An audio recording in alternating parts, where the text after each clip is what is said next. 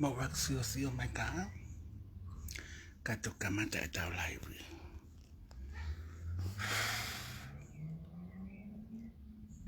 Le ostalado foki. Na oposa ki mohe pesi. Koito ala a. Te wau le wawha te laiwi.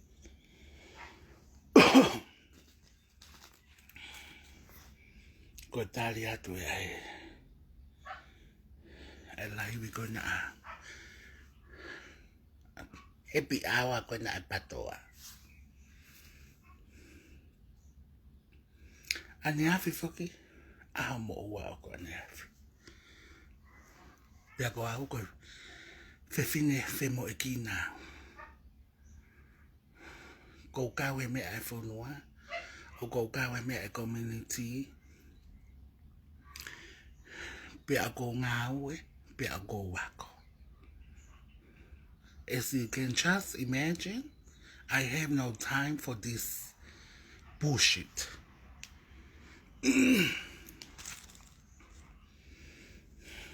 Ka kwange ko lau, I have to find time. Pea ko time pente. Na whakakau ko te whako laiwi ai ko ngā. First ko ngā ko au sa pate eni. Pea taha ko tō la a. Os e Mountina. Lawa me mea ko toa. Pea ko toki whainga maari en ke whao laiwi. He ko ospek laiwi ko mohe lewa. He ko ngā we au. Kai ke. Tu peke ki sio mai ka patoa ka te au.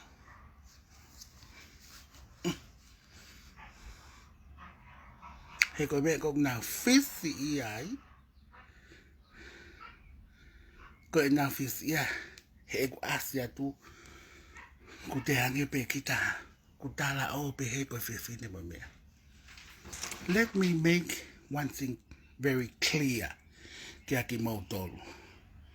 Te raki whaiat pe e introduction of myself. He ko uhinga. O ko kai whakaka aku toki. Whetakai e ni pia moe. Patoa. Ne raki whetakai a mo tilila before.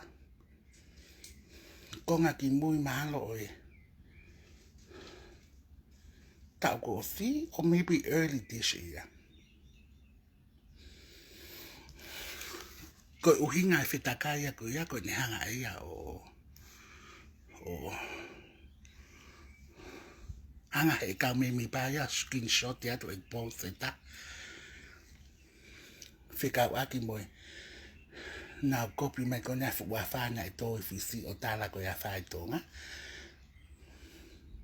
Kai ke nau lama o tāri e mo oni. Pea na asai pe mea ko tōa ia. Ka ko nau hanga na tolo screenshot e tā e tāta eki. O nau happy hour tāla ke whakatotolo pe ko hai o happy hour. Ka wange koe lau. Me asai koe koe kai ke ia hato mele. Moa mea ke fufu. He kukaka kai whakapuri puri tau toi toi mato. Pea kukake mawhai mato mea koe best puloa. Mo ka taki pe family and friends. Ko ui ngā he kake lava o reply ko mo ngā komini. I'll do it after. Ko ngā kalele ki laivi. I will introduce myself for the second time. He ko ui ngā ia tirila he whewale loi. Kune os ilo lele ia. He e maraki.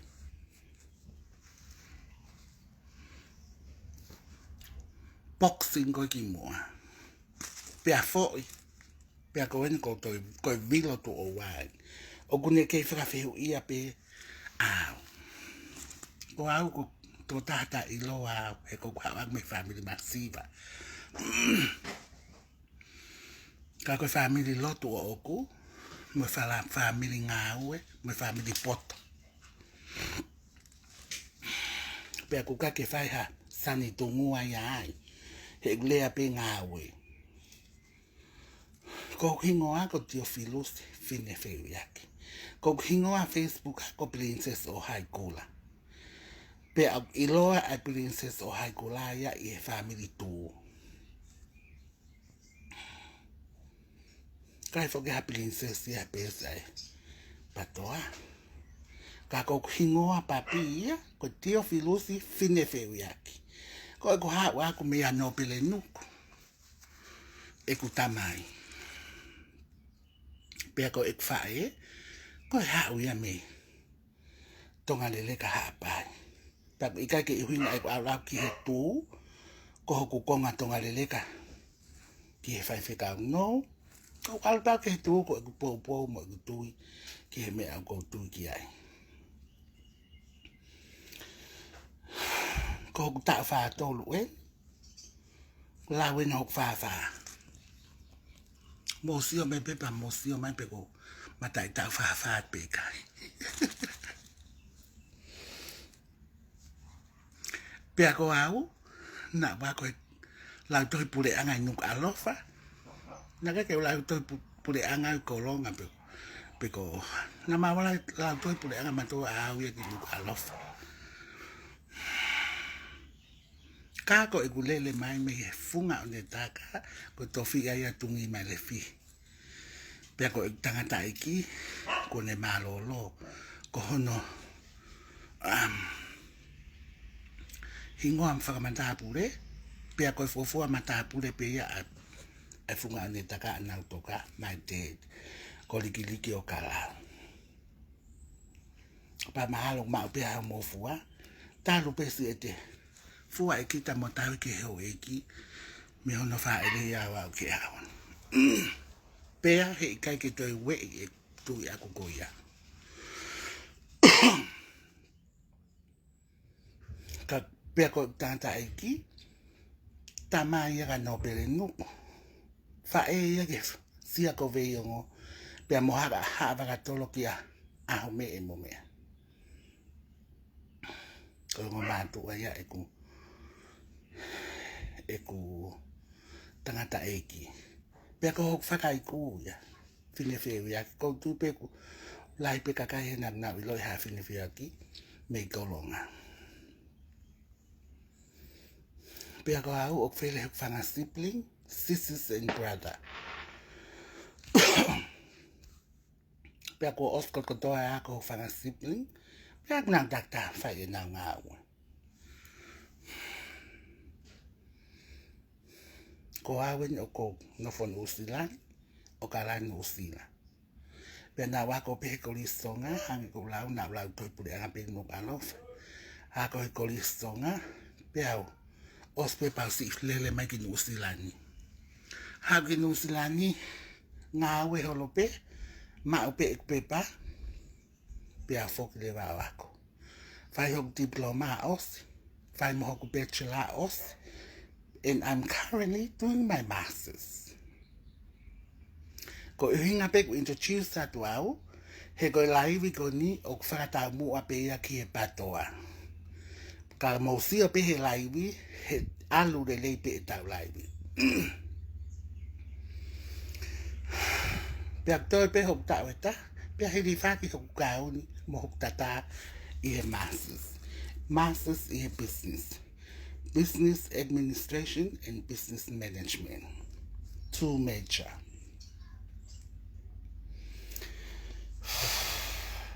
Hange pe ko ya ne labat ki mua o ikai ko hak tok feta kayen motilila mo pusilahi ne ma os patos ki mua. Pe mahalo wai pe fa hinga na ilo he te ke tili te lai ko it's still there. Ne ai pe tilila o na remove ta ek tamai pe ka ke te fa happy awa ya kono winga ko ka me afra pulik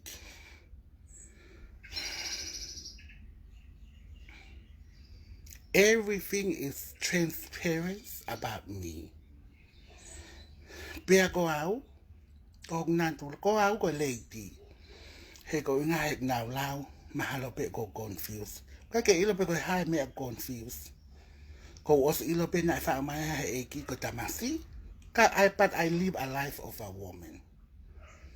He ko uhinga, he ko siya kau. I more look like a lady.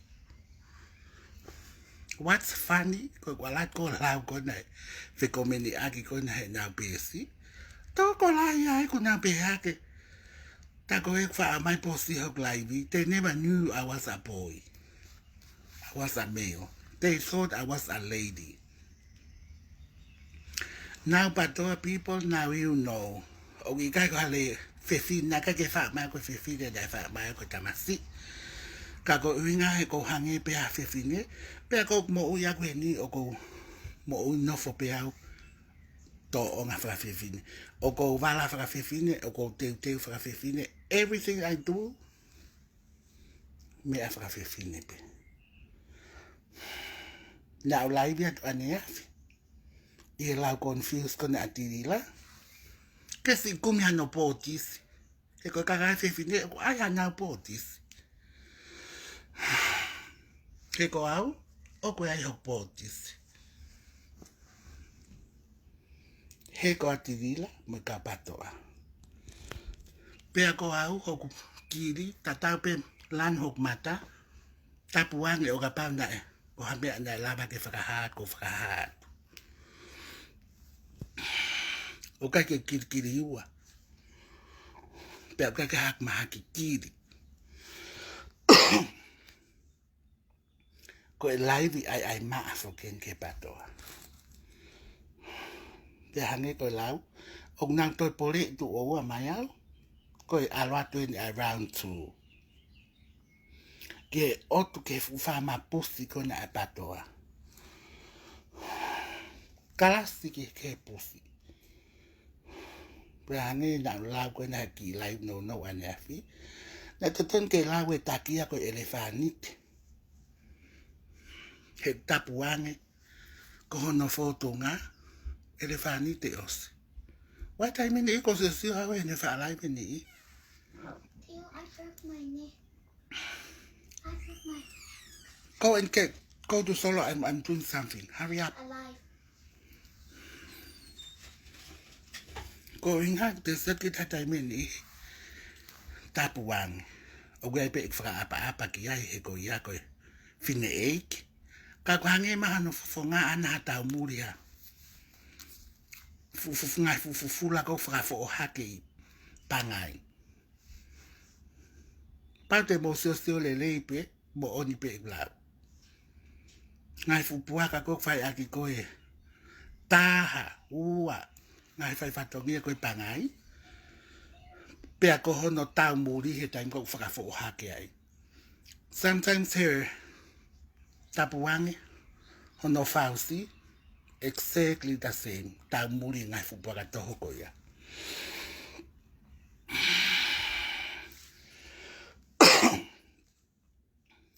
Ane afi fono e ku messenger e send my he kakai keke hoko friends hoko family be a more family too now screenshot my e ku e now toho e now hanga ko na share e besi ko anak na lahi be na told them already watch my live.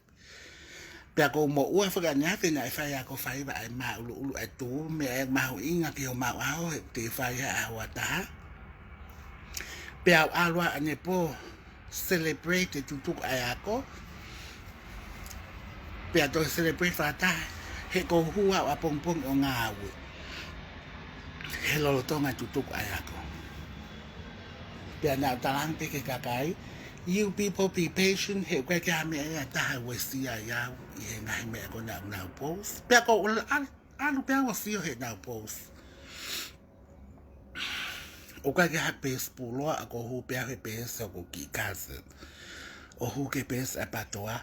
Pea ko si o lau e komen kotoa. Mo nau post me ko na whika o ak moa. Pea ko me ai a taha. O ko wako ai I he pēsi kon ai patoa. Ko e pēsi ia, ko e tāna ki anga vewe, mo tāna ki anga pūpū. It's just like a rubbish dump. A base a batoa. He kona uinga ko alo sio fra auli he ka komini. Click me he pesi ko toa pe. Lahi tahape upesi ko upesi puloa. He ko foi create pe. Ke fai aki e nau. Ke fai aki e nau. Ta ka yon kon mo kapekar. Never one comment. Ihe e nau comment kon no post e tiri la mai. Fika waki mo au. Ta ia ya fo ilea kape. Whakarieria. All the comments go read ko toa u komeni. Kape. Whakarieria pe me mua ki mua. Pe ko glaivi ko ni. Ke mausia pe anga e glaivi. Ke mahino hoku kehe. Mo kakai patoa. Pato pe ha kape. Koe ke hataia vale kape. Ka koku ai pen ke mahino aho maule volo. He ko au o ko wa. Ako mataito. Ku osi hok mataito. Koe ako toi ako no mataito. Ka koku ai ke mahino. We are in a different levels. Kai ke hafo I komeni. E taia ya kape. Mo nga ifu kape. Nga ifu kape ako ostanonga wa he. Ko eko mo ui kono kuya kauleti. Ko mo ui ako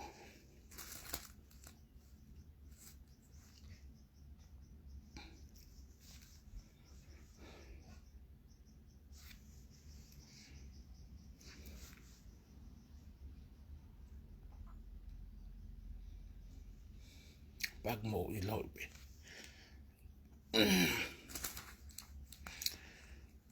Oko ki getting emotional he lau kon ki ai. Because toko life o ki kauleti. Pia koe mo ui ako ni kuya kauleti. Koe mo ui ako ta palasia pe ia time ke tai. Pe ku te akita. O kawe politiko ni pe kai. O mang fe ma pe mang tolu. Mo abuse every time, day and night. Kako ako to ta. Loto lahia. He na tupu ak pia we siana ek tamai ko siana loto lah. Pia ko kawia e ta e fale ek tamai. Owa e te fai angi. Ke hanga tuku hata to make you feel low. Heko uhinga. They are not the boss of you and they don't have any authority over you. Ko uhinga pe ki lawi ki ai. Ko inga ka ngai.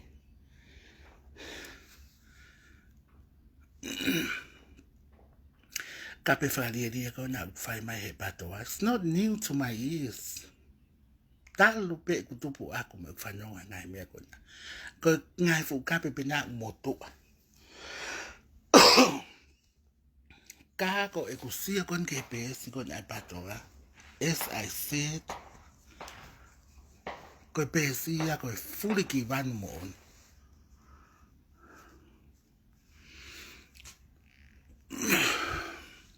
Fuli ki van me taki. O a o ki e kau me mipa. Mohono kau popo. Ko ui ngā pe ko e taki. O ku taki hala. Pia ku aloha ko e pe mo to e ngā mo followers. O nā mo pe he mea ko whae taki. He e taki. Taki o ku kape whakaleria. Arake pe mo ka followers o whae mea tatau. Toi whae toi kovian. Pia ko ku sio hi whakona he kau komeni. Wai kau komeni o ko iloi. Pia o iai moe. Mo kau komeni ai. Ma nofo no usilani. I know them. Pea koe ka komina ko whaasio pe una whaalaiwi mai bes a patoa. Laiwi, ka wai toko tahakon ko Queen of a Lot. Ko sioi foi ko meni a toko tahakoni. Kape whariri ma mea hange pe koe ni whaalaiwi. Ka hange koe lau. Ki ane nai, ko nofo sio he. He polo kalama koni a kolo motua. Pea koe foi clip pe nae load haka ke Facebook a koe lea koe nae princesi. Pea kawe lea e princesi he lea mahu inga apito. Pea koe pehe koe he tahine. Ilonga hame aku lele, ilonga hame aku whakaofo ofa, ilonga hame aku tau, koe mea ia ke tau hiki ai. Mo tau. Fia ai, mo teke mea koe. Pea no whai o whakakau ki he laiwi koni. Ke ai pe laiwi, ke tau. Moi mea koni o koutu ki ai, mo popo ki ai. Moi mea na ya ko iau ki ai. He naka ke ako i mai mātu ai. Ai ngai fu tau kape whakaliria koni. O ko whai he bes a patoa. Mei he taki pe o au ke ka mungu. Pea ku kai ko hau au koe ni. I he e laiwi koe ni. Ke hau ke tau kape. Ko hau pe ako whakamatala atu. Outline atu. Ana tula moyanga ho o mou pesi. And to me, he ikai ke hanga e atu ko hifo au. Ke le volo ko na mo iai. He koksia ke pesi. I don't think anyone he kau komeni ko na. Mo e kau kape mai ko na. O kuiai anau mataito. Pena na wako au ke umesti. I don't think so.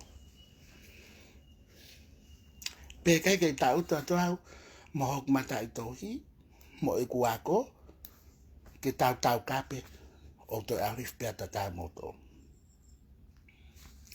Koe mea be o kou tātu ea ke kau komeni. Kua mole mo on pe a whaka apa. Whewhine kona ko Queen of a Lot.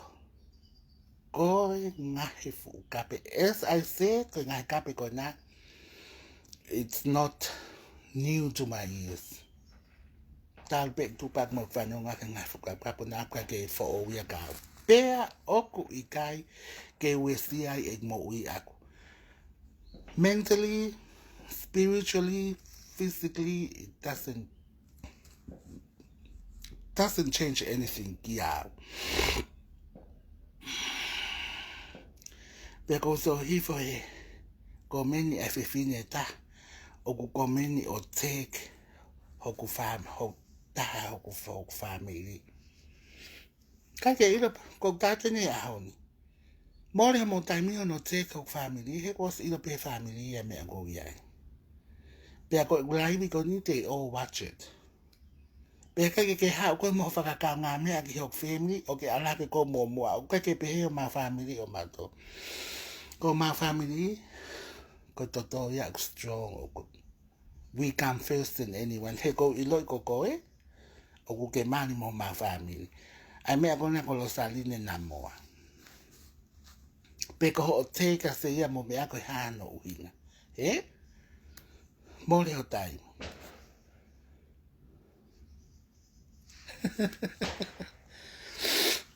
anyway pe ko no fako fakakau ka kon ke nau wa mai kon ka kon ko he lai bi kon na fai he ko lai bi ko na fai na sai pe lai bi na ka ke fai ha ngai fu le ta fe ka na hu atu pe a ho na te fito hanga ta maki ko hinga fo ko en el no fo olea ki fai fe kau kai ke na ka taki he ko na me aya o na no to pe na to ke ta palasia hai mo ka ke na lo na to ke de ia it doesn't goes like that ko pa pe ke le ai mo to he ko inga he ko to onga ko na mo fai ko to onga whakamanu Pea ako whakamea pango ia he kau kakai kona. Click here for upesi. All the pages are fake. Pakake ilo po kaya anga ka te alata kita ke te tau lau mo hangai fu upesi lo. It's just a waste of time.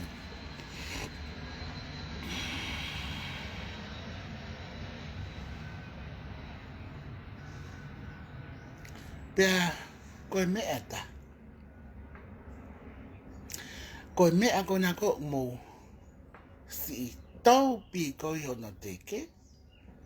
A mo hori kona ke mo toi pule anga. It will never happen. I said this before and I will say it again. He ika ke mo toi pule anga moto. You are already down. Ko mo os mo vete moto pe ke mo toi pule anga moto. Maybe in the coming few years, but this tournament will be coming again next year. Koe ngāwe kona ang mo whai, koe kula noa pe mo leho mo wiwi, mo leho mo paanga, pe atu koe ius a tala koe tokon ke masiwa, whai pe mo a mo campaign a mo tolu. Koe ke ilo pa koe hak mo no whai o, tala koe tokon ke ha, o hange ku ai o whakatau hoa.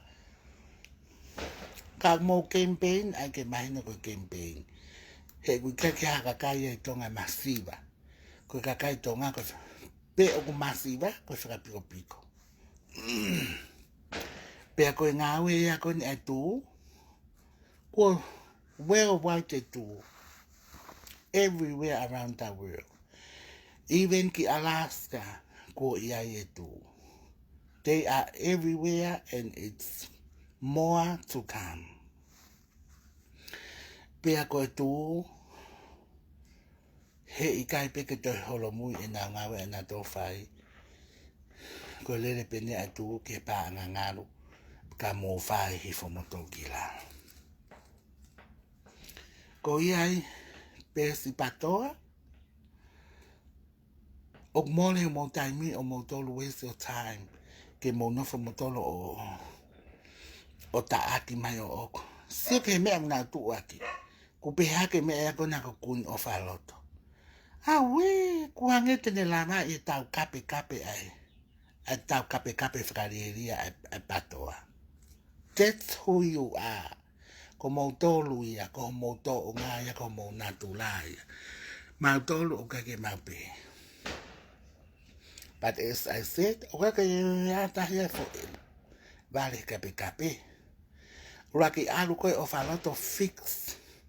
Fix a family. Mengahi mea kona ku ta aki hake family ho whakamala ia moha. Fix your own circle. Pake toki hawe ko nofu ko sosiofi o oko. E koe ke ino me koe mea taha o oko. Moa. Pako ho o mo nofu ko toko toa koe na. O hala ke wanga ilo et mo tolu. Koe malo mo o mai kona laiwi ho hoko mai e hange piko tila. I don't even know. I haa koe na. Haa safi kona I don't know. Have no idea where. Tala mai koe o mai me whakakai. Te e kei ira whakakai. Pe o klokit koe whi ia. Koe ukolo ia koe ko hawa me ai. Ilo he tāko toa. Vale moi poto. He ko nofo pia i tonga he hala tā wha ahau. Main road to tonga tapu.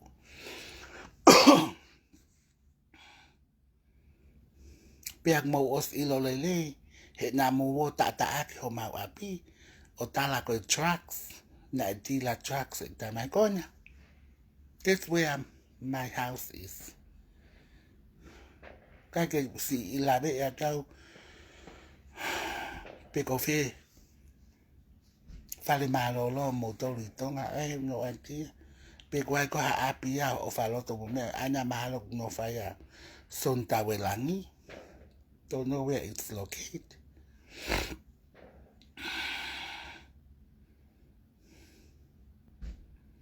Koe kakai whono he mere kehe. Pesa e patoa. Whono he whakamala ia. Whono he whakaofa. Whono he whakarieria. Whono he paraku. ko mo pesi mo ka me mi pa ta ta pe me taki o a ke ka me mi pa fono fuhi he para ku mo ki no ha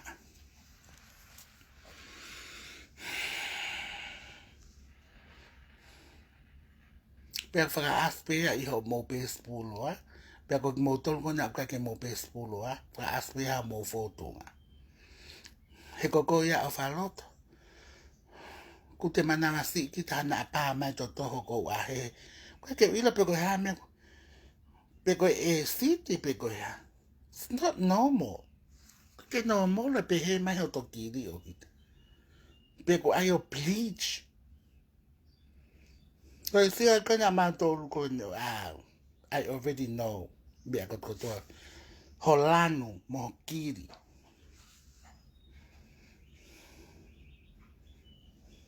mo fotunga ha mo te no style ta style ta kuonga mo si o me ke tu hat ke kakai beautiful mo poto he me ko te pe nga mata le mata fra of mata fia ko me ne ko li he si o ako ko ni he na tu la pato a he taimini especially here in Auckland ko e ma me afo ko ni atu o fai o always update he ma besi I date if I e ma ngai fra ta mo me ko ako to pe fai ha ma me o si fai pe mo na fanki me ana to rangi ko ai fra fe paki ke ma me which is so funny and it's not a coincidence ai ko no mo ni na wo mana to lo fra sosio e ma polo kalama o hiki ngai date ko ya every time I say ma u fra ta fra vai nga ma fa no pe fai pe mo na fanki fra ta ka fangi la u ka fo ke ma u ta to ka nga tu ki ya ba ko me a pe a ko ho ko he pe spato wa ko pe spulo he ka ke na la ma face mai o live mai ha nge kon ko a pe ku ka ke fra fufu e ma pe si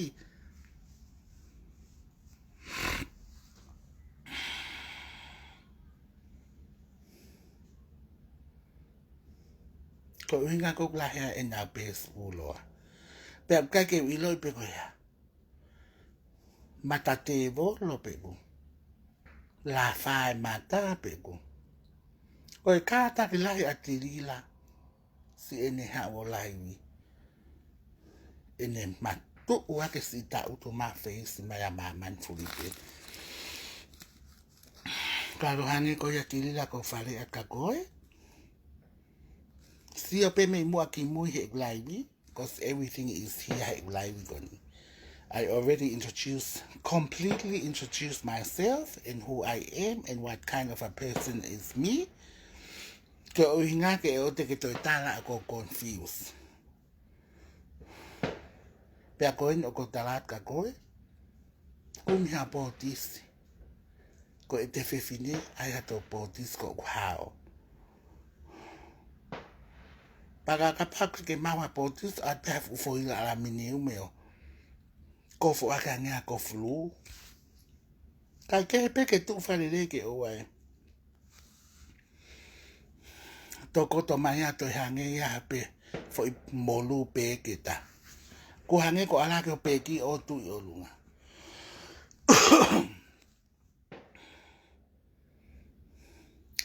pe ko pa o wana mo pe he o ma wi di fia he o mai o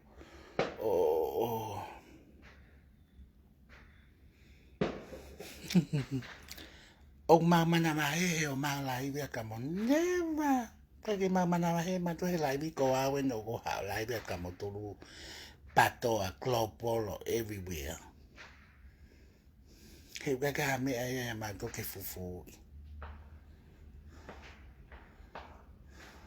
ka ko me pe ko fangi me ai ki a ko ata ek fare ki ka lai ko na mo to queen of a loto ai e te laivi pa te te ki ngā ke al moi kuonga. O kai ke te tua pe kita ko tu pureta ko o mai ke laivi aki. Ospea o mai moi. Kai ke fok mo mui pe ke me atila. Ngai kula to la taha ko na tila ke ale ako o mai ngai foi poro fisto la se di te ni mano ko nai o tahu.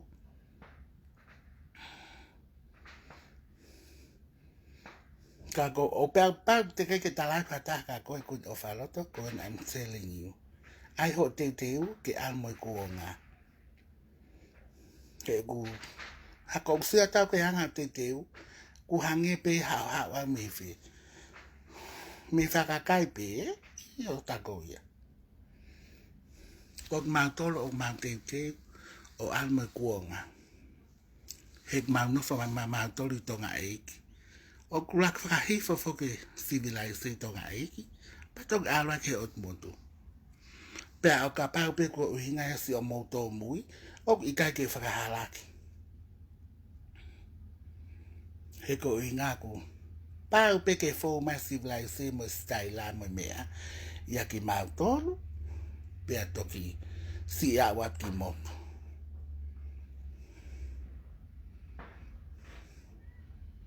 Whakaori e sia ake kaulai ni kone apatoa. Mo yon ki siana New Zealand. Ai mata ni whakaori mo toi. Whainga te. Mo stu ke kaulai bi e tu. Lore tangata lore fefine lore aleiti. Pag na te o alfakataha mo kuonga. Kakai fefine kwa ho na potis. Te mahino ko fefine.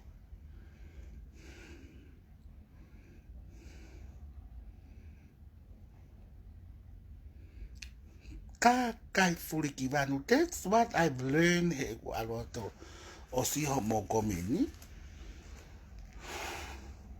Ai mea koe kape whaliri. Ka waki kau tātu kai ke wha o ia kau te ringa. He ko au ko leiti a tāpe tupak mong whanonga koe ngai whukap koe. That's not new. Ka kai ke hoko ia ko ha mea ia ke maupu ak whara a. Mo wako ha mea he tō, he whamiri tō. Poto he teu. Poto he lea lei. Pea ku hake tū he ka businessi. Heaps. Wake whakamatala tia mo whakatete atu he tū.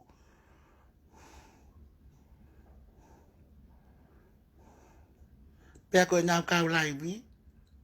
O ku kau. Pea teu de lei. Teu ke ang mo ta au taimi.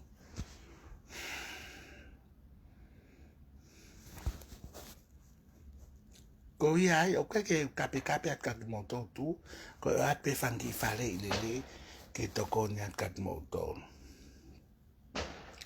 Ko uhinga. Ko wongo i pehe ko uhinga. We are all human beings. Ko mea ko moto no wai. Mo ko le toko mai ke mau toko ni atu. He ko sa ko mo pesi. Fono he puloa nge esi tae kau. Mo tae ako. Kwa ke ilo penai o sa nau. O spela toi pule anga pea. Pepe he ai pe. Ko yo no fo muri tau fiha. O ku kei vale pe teu. Ko ete pakapau te make up o vale automata. O ku ai ke pelens se vale mata. Ka ku te lipstick. Pelens ke hanga lanu o ku te ngawe aki. Ui o wharoto. O ika ke si ilo i koe. Pea koe ke hanga ko ilo i au. For sure. Pakapau te ka aluko whakatotolo au. Koe mea peko tāka koe. Tuku asi ono seni o lai ho mata mo please. He ika ke asi hono afe hono effect he taimini. Ka tok asi mahalo pe ospe taun ku asi. He kokset ko mata is not normal. Ute manawa sina. Ai ka ki tu pe mea koe puna toto. It's not natural.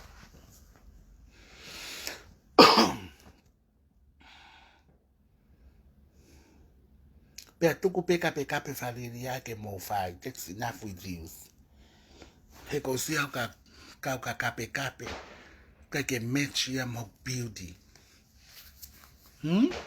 Ho mo taaki mai au. Mo si mai ki he. Waha potis of ma. Pe au kau pe te loshini.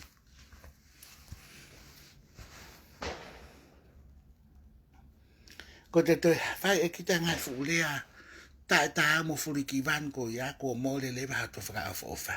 Ko fe fini tala vau ko ofa loto. Ka ku hanga ha o laiwi lea kape palaku. Ruin her appearance and ruin everything.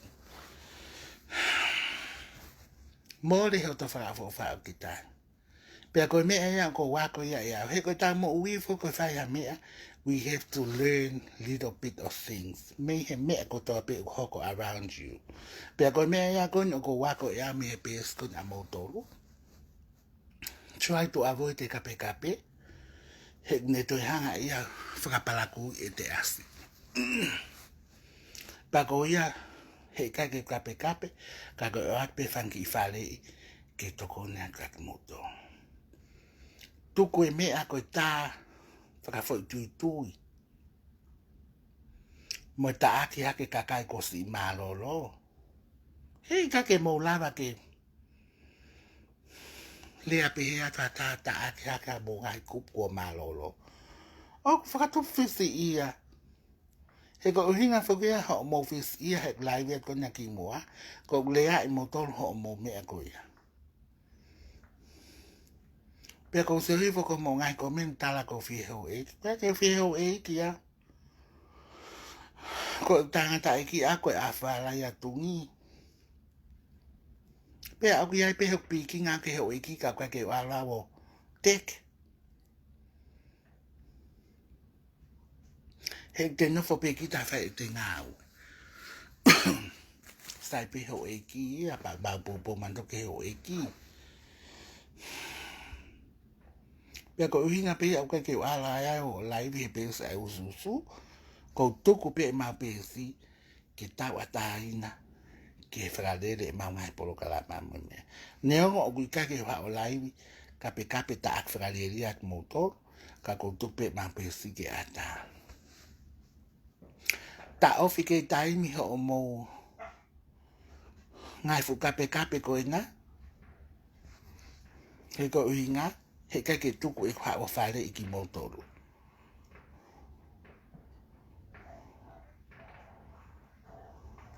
Pero ngai fu ka komeni ko na whakaori. Te kliki fo kita ko ke ha mata ya. Ko ngai fu pespulo. Pa ko whahinga ko te kliki ko kwa mata tapu ange. Mana na ngano na te tu fa mata. Ka kuna o pe foko fa fone pes apato a fa e to onga la ta pe fa e tilila. Lili ho to onga mo ui tiri la tuka kap kaliri ai ko ala ke pe ho ka mui o fai me tata u aya mo matate volo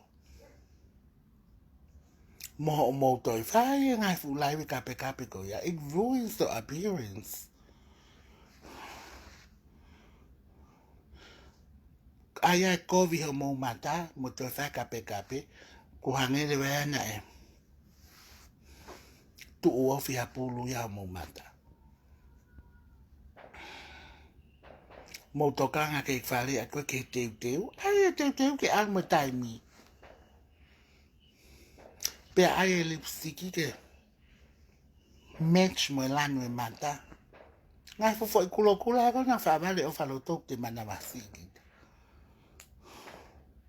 ke pe he kita nana e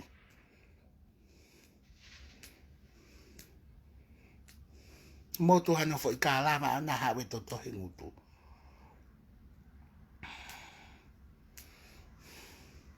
ko te kliki ke mata ko ne ka komeni fahinga ko ku ka mata ko pe kama pa ko fahinga ko via e mata ngalo ye tu fa mata mana esi to muy maya ko o se mata ya no tu fa pe talo ai pe no to ha ke pe fu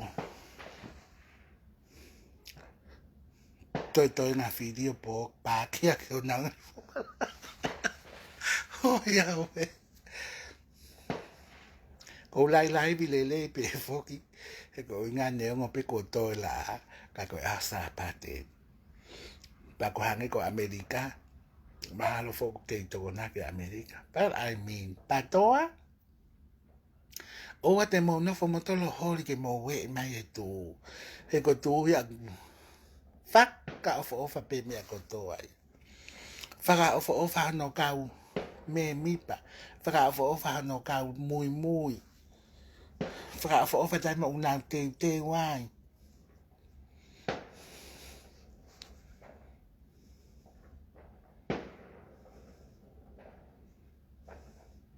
Pawangi ko lau e os ho tau mea lea. Ka koutuku at pe kan moto patoa ke mo whai ngai. Ngai os teo e fu laivi a ke whai. Ke uha wawo. Tukwa maman kau toi arhifa ki hele petuk mo hele arhifa. And I've decided to change a line of I pay line ko ni. Ko nga ko siya ke lea tuku ko na pilo levo he polo kalama ko a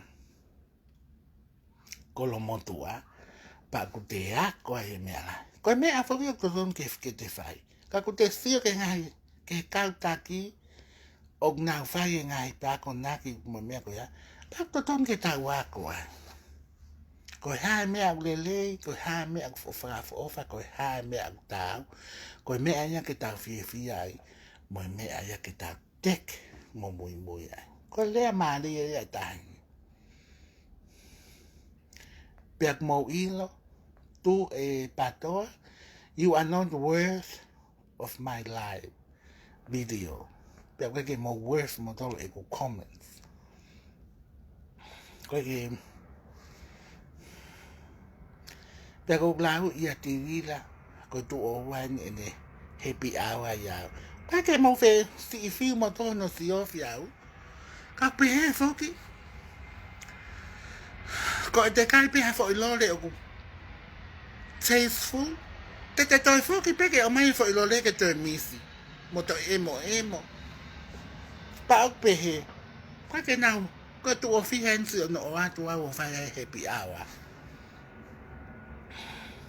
te hangi ko lau lahiangi ko ho mo happy hour ko lahiangi ai hulungi si o to fofonga pa ku ya e kakaya he patoa fai ai pe ko ta fi a mai po inbox mai a fa batala me ake ko mai a kole pe na to ya foi fuluti pa ko ta ko fuluti o fa ta o ngawe ka ko os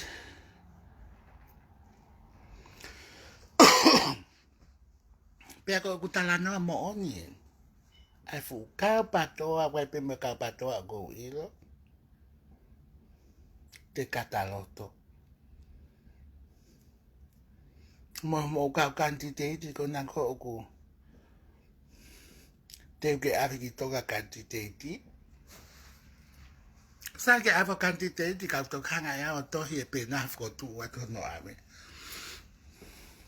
que imagino ko princesa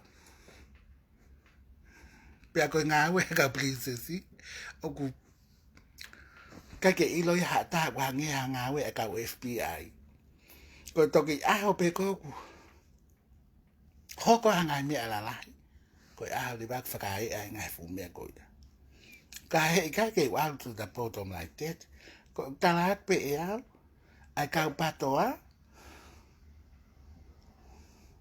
mo wonga yo mo peito ke ma fufulo me ko to pa fa ngingila ko me ai hoko ko to me iri lo ya ke kai fo ke puri ko le ti ya pa te tu og na ke wa kai pe na to ke milk and honey ko milk and honey og fo pe me fe tu og ha mi to no me ya ko pe he ke milk and honey Aho moutaki, te sio atu. Pega milk and honey. Kap te whekailo I wheke. Mahalo wofi ofi e ngai taste ko ia. Aia ko ngai live kon a aku kon e whai e taimi ni. He kake te wha live kap kape. Ko live whare I at pe kak motor. Mo tukutuku mamari atu a ngai fu. Secret.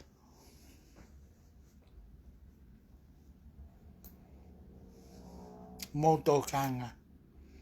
Hek me o pe ko hanga whakapaka fu I pom ke tuku aki.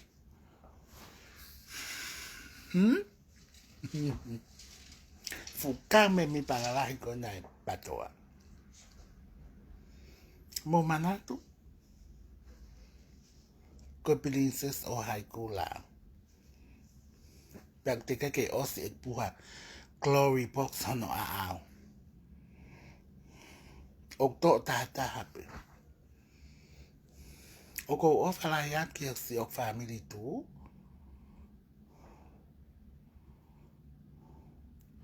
Pea na ta mai to ta me tonga. I he family tu pe. O inga fai mai pe ni ki fale mo ni ako naka. Pa ko whaka mo oni ke ta mai to tako ni. Pa pe he mai he to ta haka. Ai mea pe kun ko talatu. Ke ua te to e whai e ngai fu lea mo mea. Ko inga mo lea i o whaka ofa ofa. Ka i kai ke uhinga ia. E toki ai pe ngai fo I live ia ta whakapāpuru ko tato. A kako, as I said to you, because it's a Sunday, o ko wai pe ki whaapa ia, ni o pe ta no fomurin, kako e a tapu e. Pia neon ko osto la a. O whalaiat kak motol family tu, pea pe heke ka patoa kotoa. O fat kako tilila. O fat kako e kuin o faloto mo haifua. Kako e ni o ko lea tu, ta o fidewa ha mo ngai to o nga ko ina. He ko inga ko whare I he keke toi tuku.